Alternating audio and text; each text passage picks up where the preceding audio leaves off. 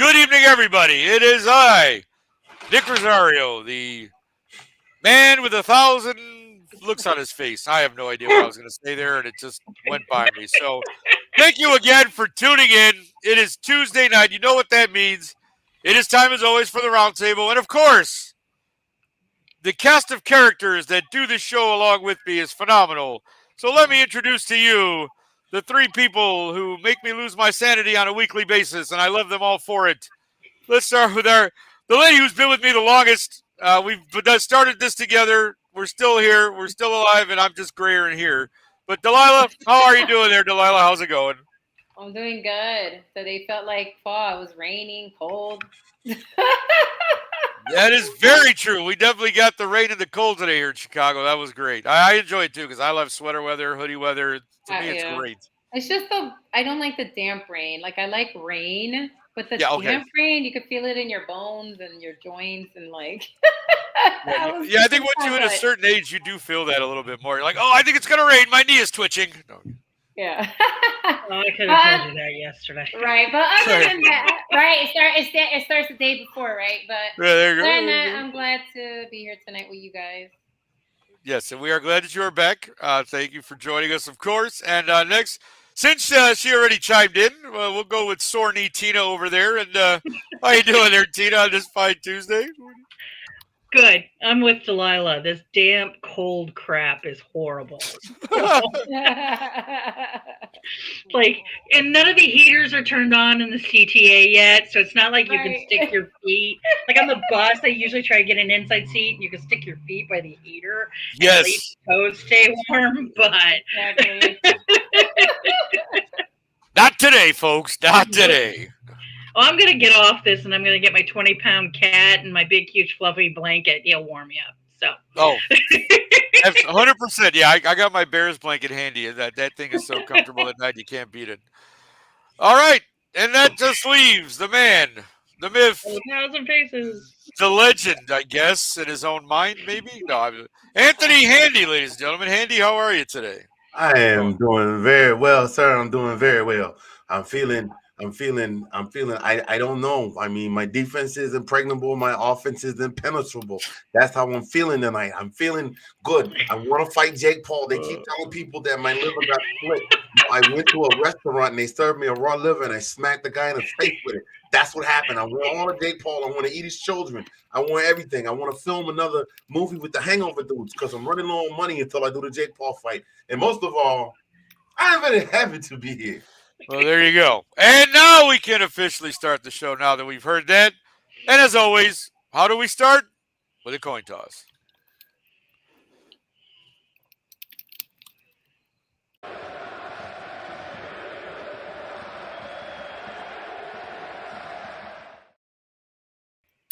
All righty. Well, a funny thing happened today in the NFL. And by funny, I mean that who couldn't have predicted this one after what happened this past weekend, right? No. There was a big trade today. There was a couple of trades, but this one I think we all saw coming at some point. The New York Football Jets have signed Davante Adams for a conditional third-round pick, and it goes to a second if he becomes a first or second All-Pro, and there's another condition of the trade. I forgot what that was. But, yes, Aaron Rodgers is reunited with his buddy from Green Bay, and everybody probably is excited in New York thinking that this is going to be the greatest thing to happen to the Jets. And I hope they both fall flat on their face for this because they probably never should have left Green Bay, and they both did, and look what happened. Aaron went out 4 minutes.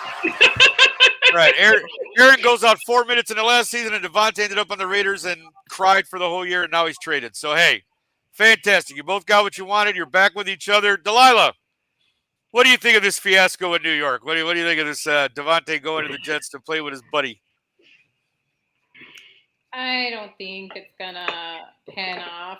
Like, I'm not saying that Davante won't have some good games because he's still Davante Adams, and that's not what I'm saying. I just don't think it's gonna propel them the way they feel it's gonna happen. That's all. I'm not gonna say it's not gonna have breakout games and that him and Aaron may not have some connections here and there because again their time at Green Bay, but it's not going to be lights out like they're thinking. It's not going to be instantaneous. Remember, he got all the players he wanted. He got Randall Cobb. That didn't work out well, and so I just don't see it working out the way they think it is gonna work out, especially just with the way that team is kind of built. Their offense is a little, it's still shaky in my opinion. Right. Well, it just I have to laugh. That's why I'm going to go to Tina next because Tina and I have, and we've all talked about this in the sense of like, so okay, again, you got Aaron Rodgers, now you got Devontae, and you have everybody's favorite play caller, right? Nathaniel Hackett. What, Tina? Come on. Does this Well, formula actually, he's really? not calling plays. He got demoted. He is no longer going to be calling plays. Okay, but why? Okay, so that even better to my point. So I do apologize for Yep. not remembering that. But like, even more to my point, you brought the stooge in to do that, and now you're not even letting him call plays. I mean, come on. Do we really? I don't know who's calling the plays now. Then is it the interim head coach or who they got calling plays there? Do you know? The inmates are running the asylum. Don't you know that? Well, I know Aaron Rodgers calls the Well, plays, but you know what I'm saying. we know your boy's going to be calling the plays. That's what's going to be happening. So, I mean, let's just be honest. And I don't understand this because he's just now starting to get into a groove with Garrett Wilson. That's finally starting to gel. So what are you going to do? It's kind of like what Delilah alluded to, like the way their system is set up. I don't know how, because it's going to take a couple of weeks. He's injured. I don't know. But like I said last week, I mean, this was all done so that Mr. As I called him, Yurt Boy, he wanted the coach gone, and that team was built to be in the playoffs or in the Super Bowl either last year or this year. They don't make it, they're gonna have cap problems. So No. It's gonna be. See, this is why. Okay, this is why I have to chuckle at all of this, because right now you are sitting at 2-4, right? Mm-hmm. And you're going, okay, Devontae's going to come in. You know, this is going to be great. We're going to do. You know, I'm sure the enthusiasm and the optimism in the locker room is at an all-time high now, just because you got Devontae Adams back. But Anthony, I'm going to ask you this because to me. With letting Aaron, but again, you guys can all be like, "Oh, don't hate on Aaron," but you know that he's pulling these strings. Why in the world are they give? Does this guy now have so much power? Is it almost like cutting your nose off to spite your face at this point? Like seriously, Anthony, give me what makes sense of this for me, would you please? Because I have no idea what's going on in New York. Dude, I can't listen. I have been nowhere near any of the substances that Mr. Rogers has put into his body, nor have I had the opportunity to live the lifestyle that he has lived, and I still can't make any sense out of it because I think he thinks he's that guy, dude. Honestly, that's what he somebody told him he was that dude. That's it, and he's got the same kind of power in Green Bay that a certain basketball player, 6'9" out of Akron, Ohio, with a receding hairline, has in Los Angeles. We talk about the GOAT. We talk about LeBron James, but that's a different sport we're talking about. But he thinks he's got that same, but he's not. He's not him. He's not him. He doesn't even know who he is at this point. At some point, I expect him to have a breakdown like Robert Downey Jr. in Choppy Thunder, where he's like, I know who I am. I'm a dude disguised as a dude just playing another dude. And then peel his wig off, and you really find out he's Brett Favre. He's been hiding out from the feds for that money, from the Mississippi money. Anyway, wow. I don't know. I can't. That's how little sense I can make out of what's going on in New York right now. You taking a guy that I have never seen one dude. The last guy I seen ride so hard on one Super Bowl victory is Joe Namath. And I'm not even knocking Joe Namath because Joe Namath, wow, the irony that they both play for the Jets. Play for the Jets, right? Yeah. Right. But I mean, but Joe Namath was at least, he was an old drunk, but he was just a harmless old drunk. This I don't know what to say, man. I'm rambling because I have no freaking clue. Well, that's fine. Well, that's the point. That's right. the Nobody point. knows. What all of us have said is this doesn't make sense. Like, why did they fire the one guy who was the defense, and that's the good part of their team? So now you're going to bring in the interim coach, who's also a defensive guy. So that's probably why they did it. And that's why I said last week, this was not about Woody making a good decision. This was about Aaron Rodgers saying, I don't want him anymore. I want him gone. Yeah. Well, I saw Sean say that Valdez was released from Buffalo. Yeah, no, and we were going to get to that. So thank you. That's a perfect because segue. Of who they just acquired. Right. Exactly. Perfect segue to my next trade because Buffalo. I have one thing to say. I'm going to make the joke. I got to make the joke. I think Woody's doing this because he's losing all the money from Johnson & Johnson baby oil not being as high as it was. Wow, there it is. And somehow we find our way back to P. Diddy. I love it. That's how, folks, that's how you do that. This is how you keep relevant with everything that's going on in the world. We're talking football, and yet somehow we got a reference to P. Diddy. You gotta love it. I'm telling you. That's how that works. But yes, as we know, part of that, as we were just mentioning, part of what happened, Marquez Valdez-Scantling was released by Buffalo because they picked up Amari Cooper today for a 2025 6th-round pick for third round or seventh round. Sorry, the Bills got the 20. I screwed that whole thing up. Anyways, it's conditional picks. Let's just put it that way. And so, Marquez Valdez, the guy's got a long name. MVS was let go, and I guess I think we can all guess that at some point. Is he a knockoff of a low-dollar drugstore? Is it MVS? I don't know. Somebody's taking drugs over there because, I mean, like, but how long before MVS ends up back in, the New York now with both Devontae Adams and Aaron Rodgers, right? Just bring the whole Green Bay Packers team back to. Well, sorry, Sean called them the New York Packers. Right. A lot of people are. That's what they are now. Yeah, I mean, like everybody, you got the offensive coordinator, you got the quarterback, probably have two receivers in a minute when they go ahead and take Valdez and put him on the team. So, I mean, yeah, like what. It's just ridiculous. But yes, Amari Cooper now. Now, again, I got to imagine this is a good move for Buffalo. Their receiving core hasn't exactly been stellar this year by any means. Mm-hmm. And so at least you have a legit guy to come in there and hopefully help out Josh Allen so he doesn't have to run all the time and take on tackles and knock people in the head because he can. Because the guy's like 6'4" and like 200, solid 200 whatever pounds. Like that. He just likes running people over, I think. But and I'll just throw this out to everyone, anybody who wants to chime in. I mean, given the struggles that Buffalo has had a little bit, but I mean they're good. They're in a good position. I'm not saying but again, receiving wise, they haven't been able to. They're 4-2, obviously, still a top 10 team by any means. But does this elevate them now? Does this getting Amari Cooper? Does that get them to that kind of that next level, that AFC East, or to really compete there for in the AFC division? Anybody want to go ahead and chime in for? I say no. Okay. Because Amari Cooper is hot and cold all the time, but he can block. We'll see what they do. I think they're already up there competing for in that part of the division, anyways. Yeah. It's a good acquisition for them. I just don't trust Amari Cooper. He's up and down. So if he's good and he does well with Josh, then that's great. He's able to kind of resurrect his career a little bit in my mind, but I don't think it changes anything with them. I think if this was kind of a we'll kind of talk about it with the other team. Like I think this was just somebody that they put on the roster to try and kind of beef themselves up, and then decided that they'd get rid of Scantling. Yeah. So like I said, MVS will probably that's my opinion. The Jets. Yeah. Go ahead, Delilah. I think this was good to me. I think this was a good signing for Buffalo because I do think that Amari was being wasted at Cleveland, to be fair to him. When he was in Dallas, he was actually doing a good job for them, in my opinion. And then they traded him, which people were shocked about. Like, I remember when they traded him to Cleveland, people were like, what are you doing? Like, people were like, why are you?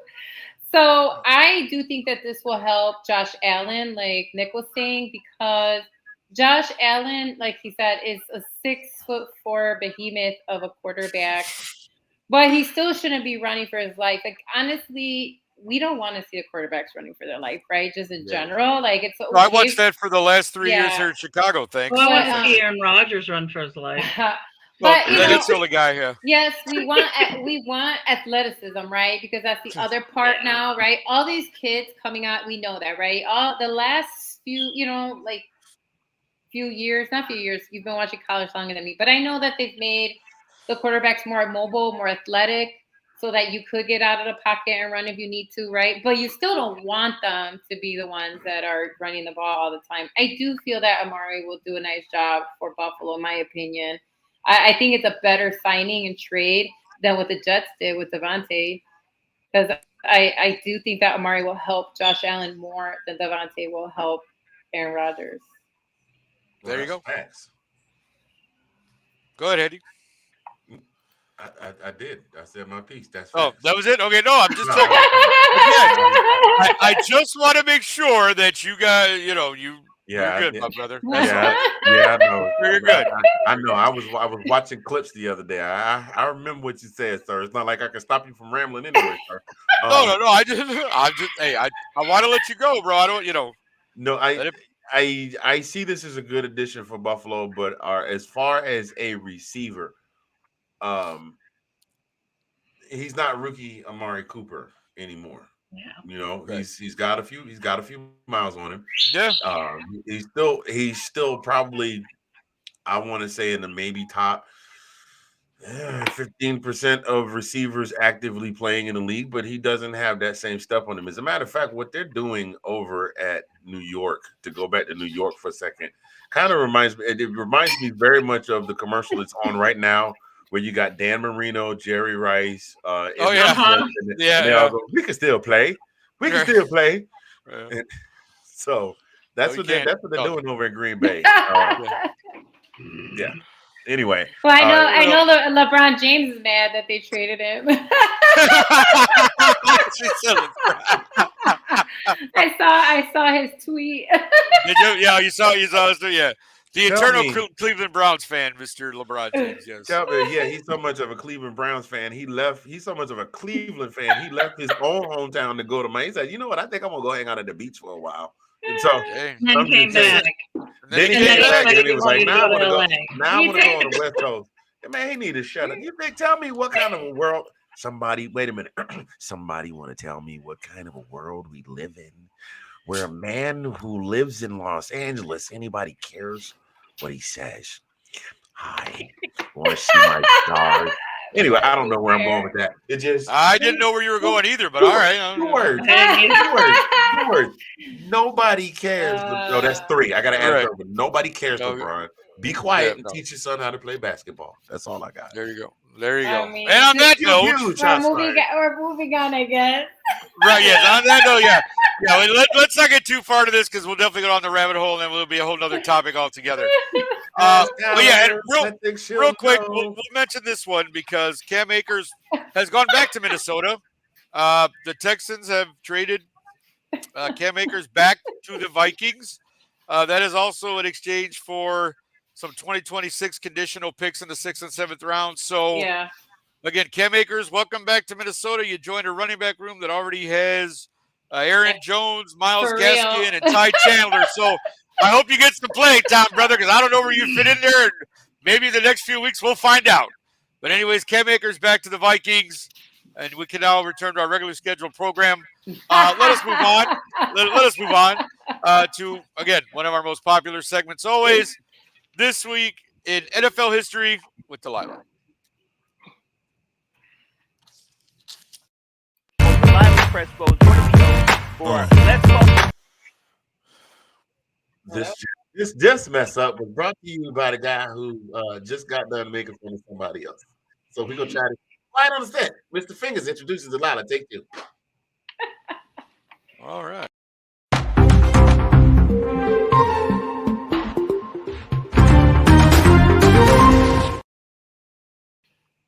Oh, thanks. All right.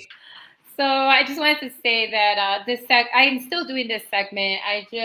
I'm going between diversity with Delilah because I do love doing that segment. The last 2 times I was on, I just want to cover a few of the players and things like that. But I haven't stopped this segment, which is, sports history and NFL history. What I want to talk about today is just kind of a little blend. October, I don't know if you know this, but a lot of times October and November are known as a sports equinox. The reason it's called the sports equinox is because all 4 major U.S. sports leagues are playing. We have the NFL with their season going. The MLB, it's October, right? It's playoffs. The NBA and NHL are kicking off like their preseason and stuff like that. And so October tends to be like that really fun month for a lot of sports fans. So the first sports equinox happened on October 17th, 1791. Basically, that's the first time it's happened. During week 6 of the NFL season, 13 games took place. One of those being, the Cowboys defeating the New England Patriots. They were building momentum under Coach Tom Landry en route to their eventual Super Bowl win that time. So again, that's something that started happening at that point. So just wanted to share some of that. And also this is when rookie Terry Bradshaw started with the Steelers. So again, it's just kind of exciting. And the 70s is when the sports equinox kicked off. Something else, and I know it's not football related, but I think it's cool. This is the MLB World Series Game 7, where the Pirates defeated the Orioles 2-1. And this made Roberto Clemente the first Latino MVP in the World Series. So that was really exciting history in itself. And me, I love history. And then the NBA started its 1971-72 season with a few teams kicking off regular season games. And the NHL started the regular season action following the league's recent expansion at that time to 14 teams. And so I just wanted to talk about the sports equinox. Again, October is when that really happens, but the first one occurred on October 17th, 1791. All right, guys, my co-host, people watching, if you could design your perfect sports equinox lineup, which games or teams would you want to schedule?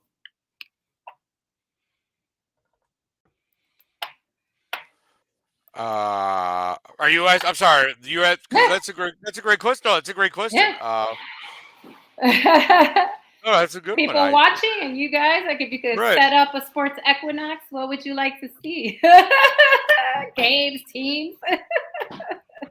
I would like to see the Bears finally win something. No, I had a mini equinox in 2016 because the Cubs won the World Series, and then Denver won the Super Bowl. Nice. Following. Yeah. So I had a mini one of those. So yeah, maybe having the Bulls, White Sox, and Bears all win championships in the same season, wouldn't that be phenomenal? And the Hawks. That would be a Chicago. Yeah. Oh yeah. Get all 4, baby. Right. That would be. My head would explode. I wouldn't know what to do with that. That would be great. It's kind of like if there was a World Series with the Sox and the Cubs in it. I think Chicago would literally be on fire. Oh, it would. Something's getting burnt down. Either park would get burnt down. They wouldn't happen at the same time. Those Right. Equinox means four games are going on at the same time from four different sports. Well, I know it's different seasons. I know. But it's kind of hard. I agree. We ruined Delilah's question. We apologize greatly. 4 games at the same time. I would love to see actually played in Athens. I would like to see the Dogs play Florida in Athens for a change. Okay. At the same time that the Falcons are squared up with the Saints. Okay. I would want to see, now this would more than likely be preseason action, but the Spurs locked up with the Mavericks because the Spurs are the basketball is the only sport where my favorite team is outside of the state of Georgia. The Spurs are locked up with the Mavs. Okay. And I would love to see the Braves. Oh God. I can't really think of who I would like to see the Braves. The Braves, the Braves that won their first World Series. That particular squad squared up against the Boston Red Sox team that broke the curse. Okay. That'd be a good one. Nice. Those would be 2 fantastic teams playing each other. So both of those squads were ridiculous. Yeah. Good point. For basketball, you're not a Atlanta Hawks?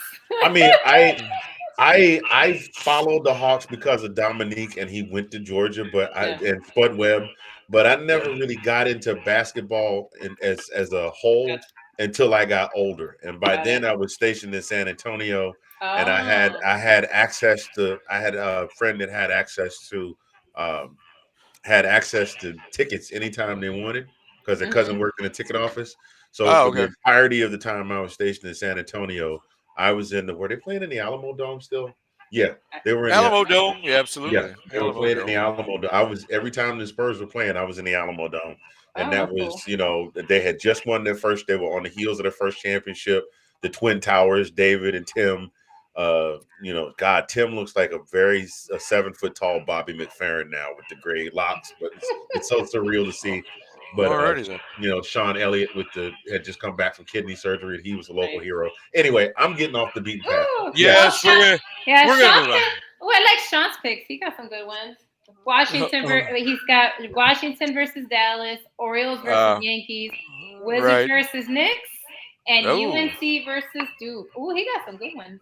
Those are pretty good. Yeah, that's not bad at all. Sean, look at you.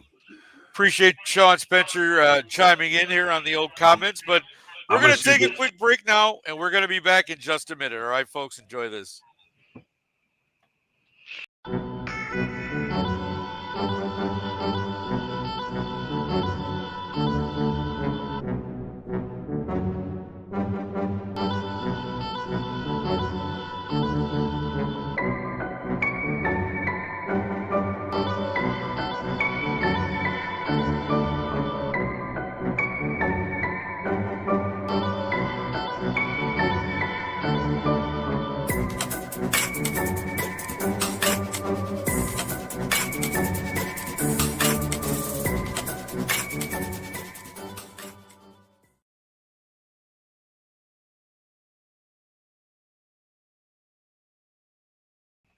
Hey, alrighty there. We're back now. Thank you very much for sticking with us. It's good to see everybody back. Thank you very much, Sean. And listen to the Capitals on the radio. There you go. Nothing wrong with that, my friend. All right. Well, again, time for another popular segment on our show. This time, it's Tina's turn. Here's Tina with the corner office.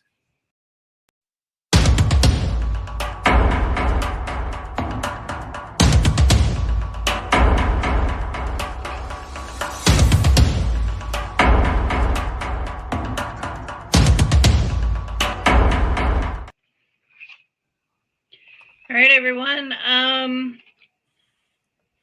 Information about the corners. We talked a little bit earlier about some trades that happened. Today, Eli Apple signed with the Chargers because Denver beat up 2 of their cornerbacks that are out for the next couple of weeks. So they signed him to the practice squad. He'll probably be playing on Sunday. So he's in the thing. He's going to be on the going to be playing for the Chargers now. About 3 minutes before we went on the podcast today, or the cast today, we found out that Mr. Tom Brady was officially approved. Him and Tom Wagner, who is the founder for Nighthead Capital, that's one of the guys that he's in business with, and also Richard Seymour. They are now a minority owner of the Las Vegas Raiders. So that was approved today unanimously by the ownership committee. There are some rules, and I just wanted to kind of go through a few of these so people understand what and all of these restrictions that are on Tom is the same for any owner of the team. They wouldn't be able to do this, but they had to put the first 2 they put in place because of his job with Fox. 1, he's barred from any production meetings concerning the game. So can't talk to anybody about the game. He is also prohibited from entering the facilities to watch any practice games before the broadcast. And this is the one that's true for any owner of a team, whether you're you're buying a majority or a minority.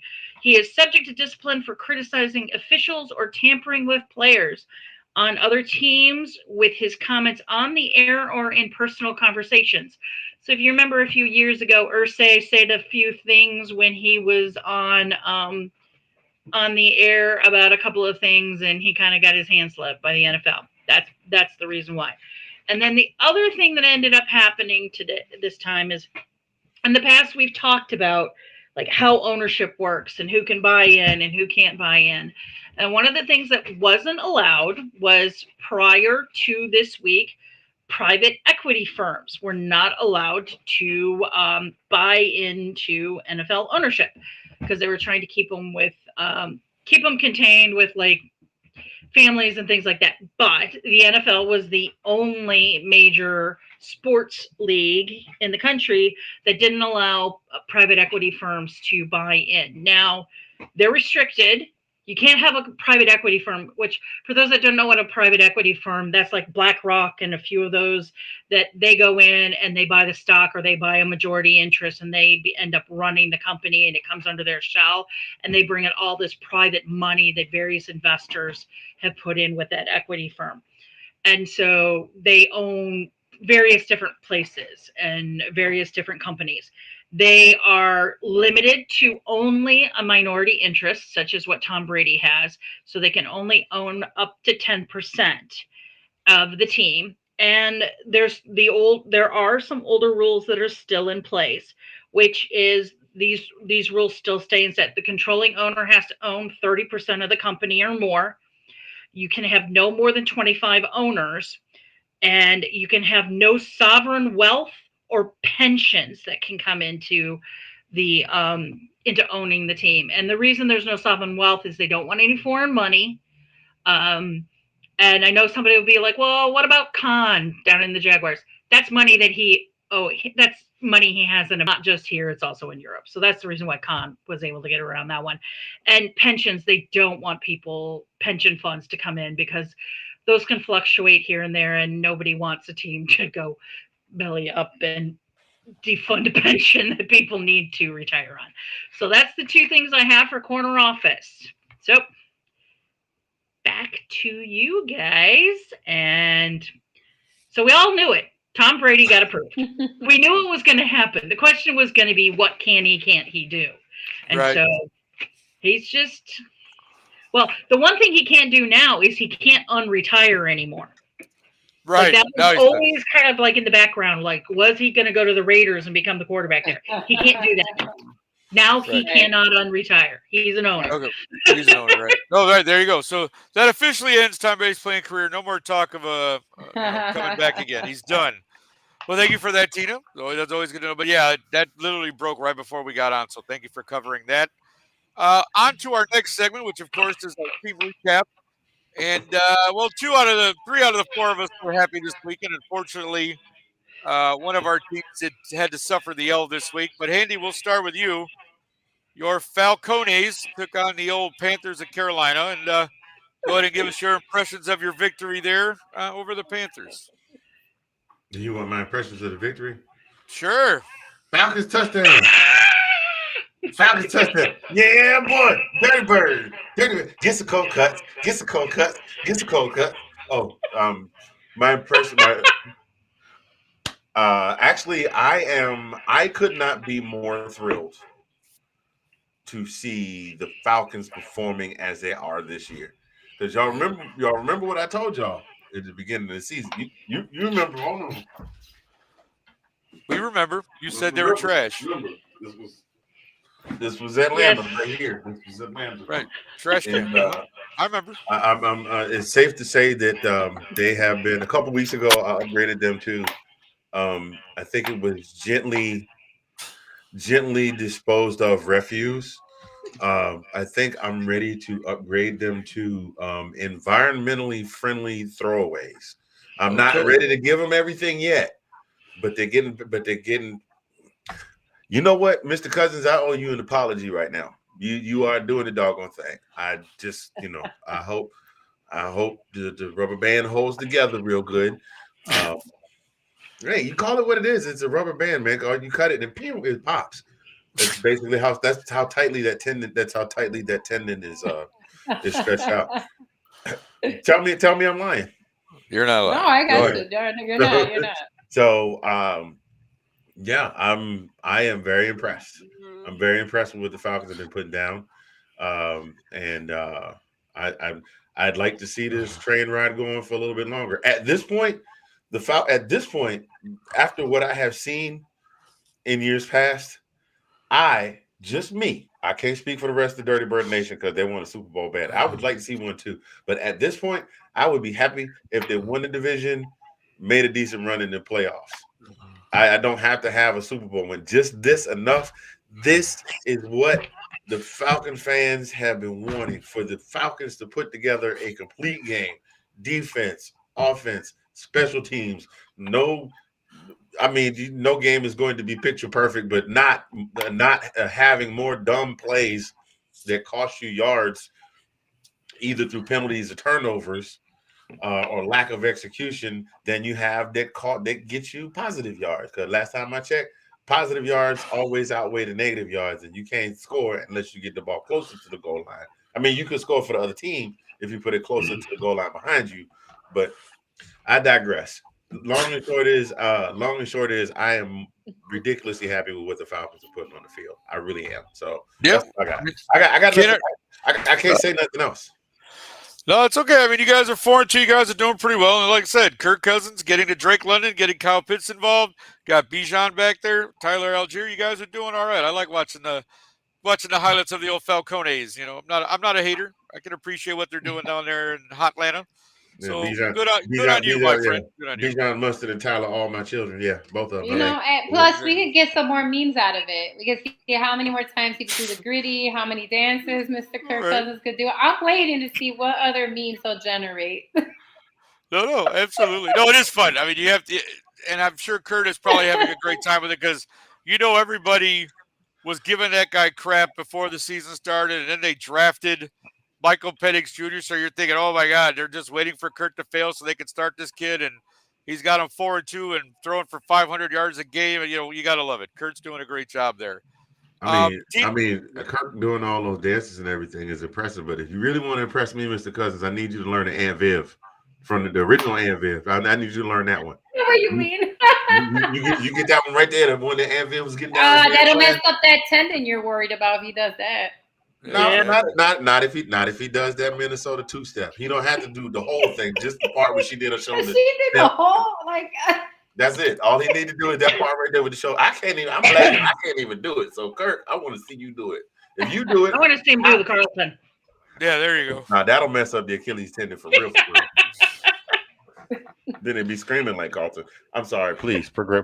That's all right. Oh, thank you. Thank you very much, sir. Thank you very much. All right, Tina, we're gonna go to you next. Little tougher week for you, but nonetheless, your Broncos are still 3-3, and they're in the mix of something. Bo Nix looks okay. Give me your opinion of what happened this past week there against L Chargers of Los Angeles. Well, because it's Harbaugh. Harbaugh is just, he's got a brain that thinks like nobody else's. I mean, we just couldn't get anything going on our offense, and our defense took a hit by Pat Surtain getting knocked out in like the first 5 minutes of the game, and the defense struggled. And it's a really young team, and so I just have to keep telling myself it's going to be a roller coaster ride. So we don't have a DJ Moore and Romo like you guys have with Caleb. He's got 3 Pro Bowl wide receivers that he can work with and all of that. We got Sutton and a bunch of young guys. Right? No, yeah. They're still learning how to run routes the right way. So I wasn't happy. I will admit I was not happy at all, and I also was feeling well on Sunday. So I left during the middle of the game and went home. But they came back in the second half and scored 16 points and had a shot at possibly getting the offside kick to be able to get the ball back. But it just wasn't enough. So it's going to be a roller coaster all year. They're going to be up. They're going to be down.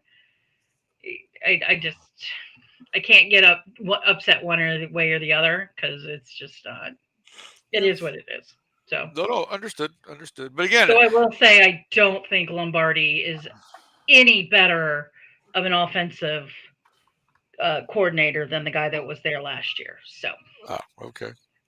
Well, again, hopefully with Bo Nix, again, get the kids some experience, and again, you guys have. I think you guys probably have a lot to look so many forward to. flashes. Yeah, like when he's running the ball, you can see why he was the way that he was at Oregon. Like they've just got to do more play action. They got to do something, but I think they're also trying to keep him reined in because they don't want him to get injured. They don't want to try. You got to move young guys along and you give them confidence and things like that. So absolutely. See. Well, I'm glad you brought that up because confidence is one thing that I don't think our quarterback Delilah lacks. I think he's very confident in himself, but the progression that is starting to show in Caleb Williams, and one of the important things about that I noticed Sunday, and I watched the game. I got up early enough to watch the game from London. I had to be up early, 8 o'clock, make sure I watched the game. Just watching him go through his progressions, you could see his eyes moving. They showed it a couple of times on the broadcast where he's looking left, he looks right, he doesn't see, he's nothing there, and he does the check down or he gets it to, that's what I want to see from Caleb Williams. More than anything else, I know he threw 4 touchdown passes. Great, phenomenal. We beat up on Jacksonville. That's great. We got the victory. We should have beat this team. We did. But your impressions, Delilah, of how it's going with the Bears and how this win on Sunday propels us into the bye week. Go ahead. I mean, it's just a good feeling to have going into the bye week. I also like seeing his progression. Like, again, like I never thought he would come in and like from day one, like all these other people were thinking, right? It's just, we're sensible football folk over here. We're like, yeah, Right, okay. exactly. My concern is still like the offensive line, but it held up. Like he wasn't really running as much. So I did appreciate that. I don't think they made any changes since, our coach said he doesn't have to make any changes at that. So, but they held their own. So I was glad that Caleb wasn't running as much as he needed to, and he did have time, like you said, to scan the field, make some changes or adjustments. I love that he's connecting with Komet. I always felt like Komet was underutilized since we had him. Since we got him, I always felt like Cole Komet wasn't used, as much as he should have as a tight end, because I always felt he was really talented. Every season he goes to tight end university, where Olsen and these tight end guys kind of, train and practice all these different skills with our tight ends. I like seeing him connect with DJ Moore. I like seeing Swift out there more too, getting some runs and stuff like that. Yeah. And so I do like seeing that the offense is gelling and finally kind of, and they look like they had fun. Honestly, that's the part that made me happy. Is that the guys were smiling, laughing. They didn't look as dejected as they were. Right. Like we've looked in past years. Right. And so that was always that's really nice. I do feel like the real challenge will be when we come back from the bye week and play the Commanders. I think that's going to be the more testament to where this team can go and how far they can go. I'm just glad we're above 500 and we have right now currently a winning season. So I'm super happy about that. But I think I'll know more and I'll have a better idea of, where we'll be this season when we play the Commanders and how that turns out. But it was great. Great bye week.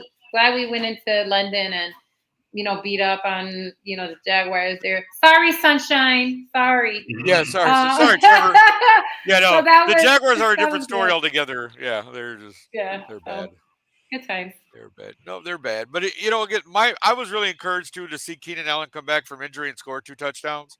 Like that's the thing. Like that's what I was hoping for when we had, when we signed Keenan Allen and when we got drafted Roma Dunze and you got DJ Moore back and you said Cole Kmet was already there and then you get DeAndre Swift. Like our offense should be high powered. Like with all the weapons we have and the way Caleb is progressing, this is exactly what I was hoping would happen. And again, all it is in house on his Andrews like Clay would say, how are you? Hey, Ben, thank you for tuning in. Mr. Cornett, as always a pleasure to hear from you, my friend. But yeah, I mean, this is exactly what I don't care if it was against the Panthers, Jaguars. I don't care. It's an NFL team. We don't make the schedule. We play the people who are on our schedule. I just want to see improvement, and that's what I'm seeing. So, hey, if we put up 35 on the Jaguars, great. We put up, whatever, with 36 on the Panther, whatever it was, great. But as long as we're improving, that's what I want to see. I don't want to see a regression. I just want to see us keep moving forward and keep getting better because our defense will keep us in any game that we have. They're easily a top 5 defense in the NFL right now, and they're the strength of our ball club. So once the offense really gets going, that will make me extremely happy. And like you said, Delilah, our test comes next week. And you guys mentioned it in the group chat. It got flexed to the 3:25 game on Sunday afternoon because, as Tina put it, none of the other games at 3:25 were exciting. So now you've got Bears Commanders to go ahead. Yeah, we know. Sean, okay, the reason Sean says he can't stand Keenan Allen is because Sean Spencer did not want to start Keenan Allen this week on his fantasy team because he was just coming back from injury and figured he wouldn't do anything. And the guy had a phenomenal game, and Sean the whole time was texting me back and forth, swearing on the chat between him and I because he would have got a lot of points and probably won his fantasy league this I week with wouldn't Keenan have played Allen. Keenan Allen either. Coming off all of his injuries and everything and what he'd been done, that's the smart move. It just sucks when that's the move you make and you get bleeped up the bleep. And thank you, Ben. I think Delilah and I are just happy that we're winning and that the team looks better. That's the biggest thing because you can go back over the last 3 years and listen to Delilah and I talk about all kind of stuff about how bad the Bears were and how we're pulling our hair out and all that. So to actually be happy to have a team recap where we report happy stuff, that's phenomenal. That's what we look for. Especially our defense, man. Yeah, defense is phenomenal. Like I said, top 5 easily in the NFL right now. We've had a takeaway in every week, which I think is important to note. Like the Bears are on the ball, whether we're punching it out for a fumble, getting an interception, whatever it is. We've had a takeaway every single week, and that's what I want to see from the defense. That's what you want to see. And on that note, let us take another break real quick. We'll come back with some more football talk and all that other good stuff, but go ahead and join us on this quick break. We hope you all return after the break. Thank you. Delilah Crespo is going to be for Let's Talk Football, the Roundtable. And Let's Talk Football, ladies.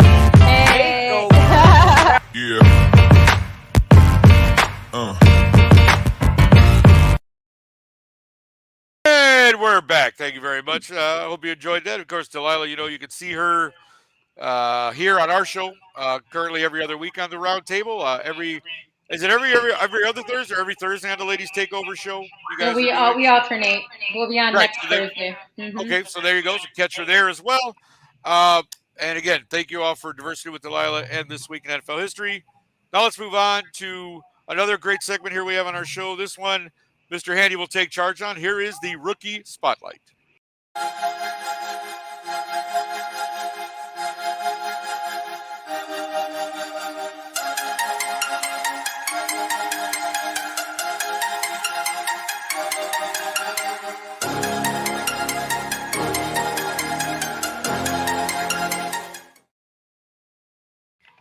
Hello, ladies, gentlemen, boys, and girls. It is I, the Caffeinate. I couldn't even say it, and it was dumb anyway. I was going to say Caffeinated Casanova, and then that made no sense because yeah, I'm that guy.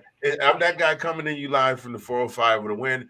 Comes whipping down the plane. Anthony Handy here with this week's Rookie Spotlight.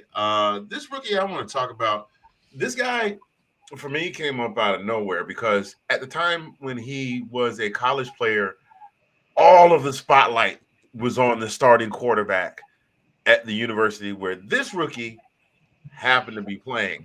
And that particular guy was supposed to be the next coming of sliced bread. That guy was going to win all the national championships. He was going to win double Heismans every year. As it turns out, that was not the case because that guy wound up getting replaced in one of the most crucial games of the season by this guy. This particular guy was born in Washington, D.C. I can hear right now Mr. John Spencer going, hey, left hand up. He's born in Washington, D.C., where he attended Gonzaga High School.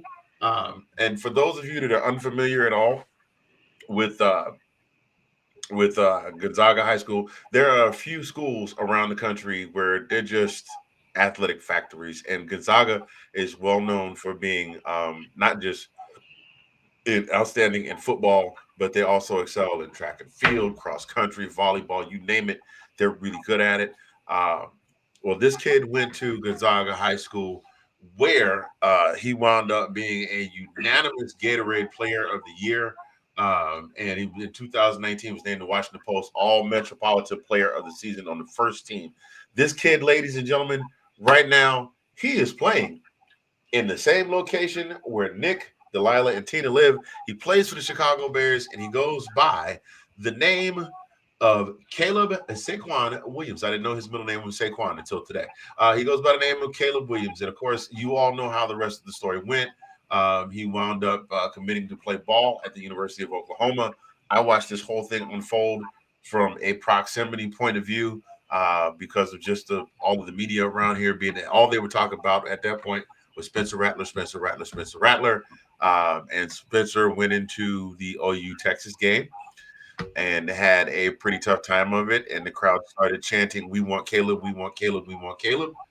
And Lincoln Riley gave him Caleb, and there was no turning back from that point.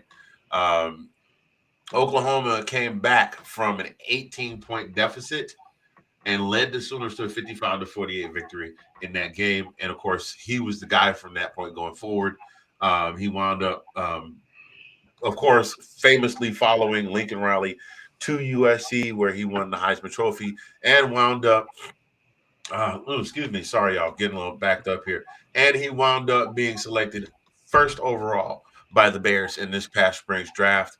I listen. This is a kid that I actually got to see play a ton because I do try to follow the local sports around here. Elusiveness is here. That was his big thing. He was one of the most elusive quarterbacks in the Big 12. He was hard to tackle. Not necessarily a huge guy, but he was hard to bring down. And then once he got away from you, he didn't have world-class speed, but he was able to get away from tacklers a lot of times to make, just make plays. And he's only 6'1", 215, but he was shifty in the pocket and able to, dance around guys that were trying to put paws on him while he was trying to make plays. Had an absolutely excellent. I mean, he brought home all the hardware that season. He won the Heisman Trophy, won the Maxwell Award, the Walter Camp Award, College Football Player of the Year, Sports Nation College Football Player of the Year, unanimous All-American, Pac-12 Offensive Player of the Year, and that was all in 2022. The following year, he was the first team. That same year, first team All Pac-12. The year before, second team All Big 12, 2001. And when he left school, they retired his jersey. And he has been, as Nick and Delilah can attest, he has been a big boon and a huge part of the reason why the Chicago Bears are now successful and look to be heading towards what is going to be one of their most successful seasons in recent history. If you've seen him play, you know exactly what I'm talking about. It's like, I don't want to call it otherworldly because that's just kind of weird. But when he's locked in and he is focused, he is one of the absolute hardest quarterbacks to beat. Unfortunately, now downside to this guy, if you can get to him and you can rattle him, he get a little shook up. We all remember him crying in the stands with his parents after having lost the I forget if it was the loss to Utah or if it was losing the Pac-12 championship. But when he's locked in, when he's locked and loaded, you better look out. And right now, Caleb, he got a little bit of a rough start, but it seems like the engine is warmed up and he's at coasting speed, and he's going to do some damage this season. So if you are anywhere in an area where you get an opportunity to watch the Bears play, if you have YouTube TV subscription or you've got the sports package or whatever you're paying for, and you get a chance to watch the Bears play, please sit down and take an opportunity to watch Caleb Williams do his thing, because the rookies are definitely getting their shine on this year, and this guy is one of the guys that.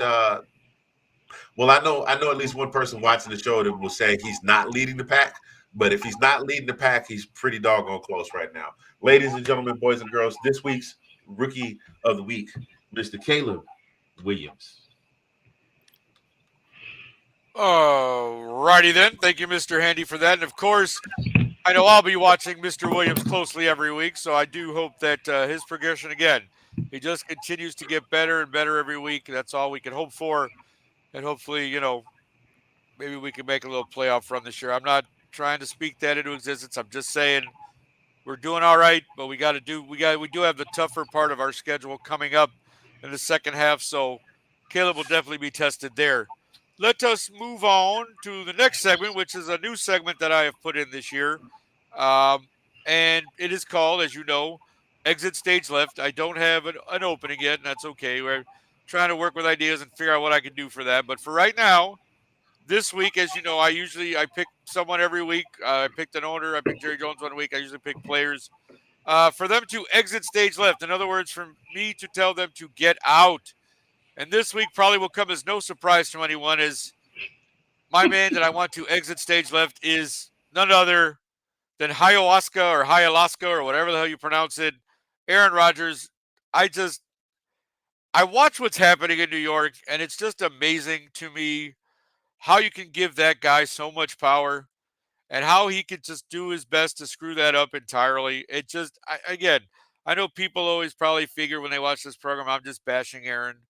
And I know that I have in the past. Again, I can admit the man was at one time a really great quarterback, and he's got a great record. His team's always won in terms of the regular season. I've stated emphatically how many times that he's 1-4 in NFC Championship games. Because I just like to throw that in there for being a smart guy. But yeah, I mean, to me, he ruined the ending in Green Bay there. You know what I mean? I feel like he did. I think he screwed that up. He's out fine. You left, you came to the Jets, and you go out 4 minutes into the season last year. Again, you can talk all you want about people who don't, he doesn't need to show up to camp. He doesn't need to do this. He doesn't need to do that. But yet then you watch the beginning of the season and you don't see some continuity between him and his guys like Tina mentioned earlier. Garrett Wilson, he's just starting to find some stride with because it was very hard for them to connect in the beginning of the season. Now you're finally get Garrett going. You're going to bring in Devontae. I think we can all predict that maybe Marquez Valdez-Scantling ends up in a Jet uniform now that the Bills cut him. So again, it's giving Aaron everything he wants, but you're not getting the results you want. I mean, again, I know it's early, but you're 2-4. You haven't, Aaron has played well in a few games, but in the other sense, it's not getting it done. And you can blame whoever you want, but hey, again, as I said before, and as everybody says too, right? The quarterback is the most important position on the field. So you're going to get the blame when you lose, and you're going to get the victories when you win, right? You're going to get, the quarterback. Okay, well, Aaron, this is time for you to take this on, man. Your team's 2-4. You got your boys now, right? You have your coordinator, even though he's not calling plays anymore. You got your guy there. Now you fired your guy. You got the coach fired probably. So now he's gone. So now you got an interim coach. And, you got your receiver now. You're probably going to get your other receiver. So I don't want to hear any excuses. You still got Garrett Wilson. You still got Breece Hall. Again, you have weapons. Maybe your defense at times is a little spotty. They're kind of off and on. But this is on you, Aaron. The Jets have given you everything you've wanted. They've put you in charge of the team. And this is on you, my brother. This is all on you, my friend. So as much as I like to criticize and all that, hey, if you can prove me wrong, then go ahead and do it, my friend. But until that point, I will always tell you, sir, to exit stage left. That's all I got to say about that. So there you go. That's my exit stage left for this week. Left.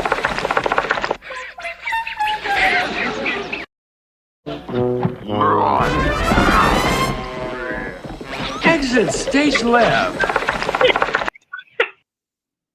Well, thank you, Handy. I love Hanna-Barbera cartoons myself, so that was great. Thank you very much. Not expecting that at all. Yeah, I love Hanna-Barbera myself, so that's fun for me. I remember watching that. Actually, one of my fantasy football teams is called the Really Rotten. So I mean, that's where I got that from. And, I mean, truth be told, that's another show altogether.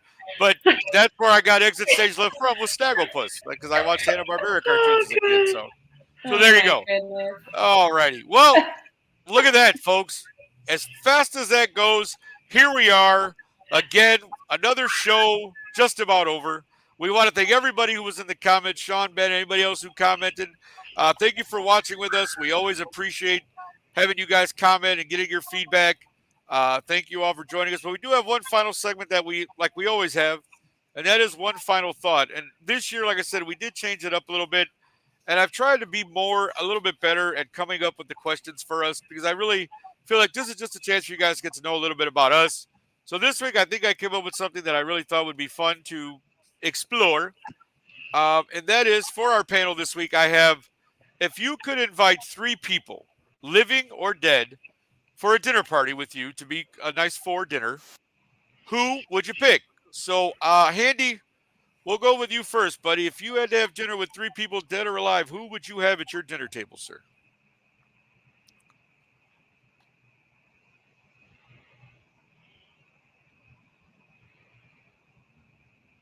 You're on mute. Oh, you're muted, Anthony. You there, buddy? John Bon Jovi, just because you gave me the dead or alive option. Oh, okay, fair enough.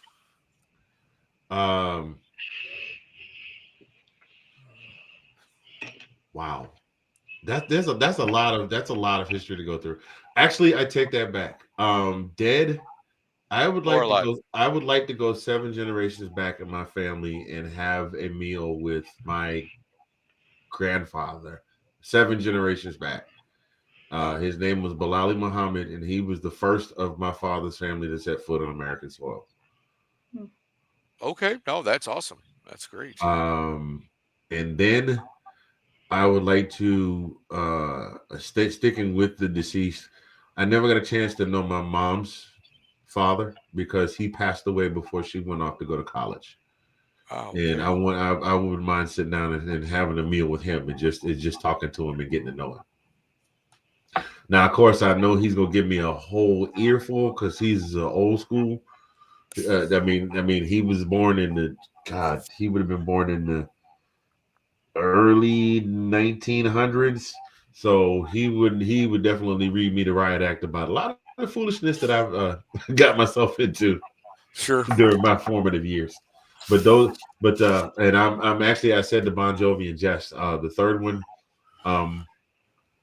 that's a good one. No, I just stick with John Bon Jovi, just for the fun of the fun of the dead or alive option. Okay, fair enough. So there you go. But again, a couple of family members of Bon Jovi, that would be a very interesting dinner, I would think. So that would be enjoyable, I would assume. So thank you very much for that, Anthony. Tina, we'll go to you next. 3 people, dead or alive, who you'd have over for a dinner party? Well, one of them is right there. I definitely want to have dinner with David Bowie. Huge fan of his. There's a reason why his picture is up on my wall. Secondly, I would love to have him with Chief Justice Earl Warren, who is the one that a lot of the cases that we talk about nowadays, like Roe v. Wade and the Watergate papers and all that stuff, that was his court. Thurgood Marshall was is it Tuskegee? Well, the school board decisions, a lot of the decisions we talk about from the 60s. Plessy versus Ferguson and Brown versus Topeka. Well, Brown versus Topeka. That's it. I would love to see him. And then alive? It's weird. Okay. But I'm going somewhere with this. I would like to sit down to dinner with Mr. Vladimir Putin. Oh, interesting. All right.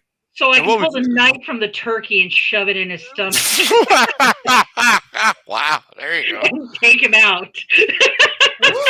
All right. Well, we know how Tina feels about Vladimir. All right, there you go. I mean, come on. So much. Seriously. You know. You don't know where he is. So, yeah, that's what I would do. If I could have a fourth, I'd take his counterpart over here and add that to the dinner table, but can't. So there we go. No problem. That's great. So again, I love the eclecticness of the list we have going so far. So Delilah, we'll go to you next. 3 people, if you could have over for a dinner party to join you, who would you have, dead or alive? Okay. So I'm gonna start with my alive ones, and so that would be Justice Sonia Sotomayor. Oh yes. Not just for Can I listen not just on the that first conversation. not just the first Hispanic, but Latina woman, and she happens to be Puerto Rican. So yes. Yeah. 2 would be Michelle Obama, because I admire her so much, and she's brilliant. I'm picking a lot of attorneys, and I don't even. Hey. But these 2 women are just, and I've also read a lot of their memoirs. That's why too, and I got to really. But I would like to actually sit and pick their brains and just the amazing things that they've done, and all the doors that they broke down and shattered, not just as women, but women of color, no less. And discounted every time they made an accomplishment. They were called DEI before that was a thing. And so those two women or So something. is that how they pronounced it? Yeah, exactly. So yeah, I definitely want to sit down and have a conversation with those two women because I just want to pick their brains apart as much as I possibly can. And the third, no longer living, Miss Coretta Scott King, because she is a big reason of why we know Dr. Martin Luther King's legacy, and she's often forgotten, and it's unfortunate because it's because of her that we have the Civil Rights Museum. It's because of her that when you go to Atlanta, that beautiful, which I recommend everybody go to Atlanta and please visit there. It's absolutely amazing. Is because of her, and they also dedicate a lot of that to her in recognition of the things that she did and how she persevered after her husband was assassinated. But we know Dr. Martin Luther King because of Coretta Scott King. Let's remember who she is and how she was integral in the civil rights movement with her husband. She wasn't just passive. She didn't step aside like Mr. Harry Bucker is saying that women need to do.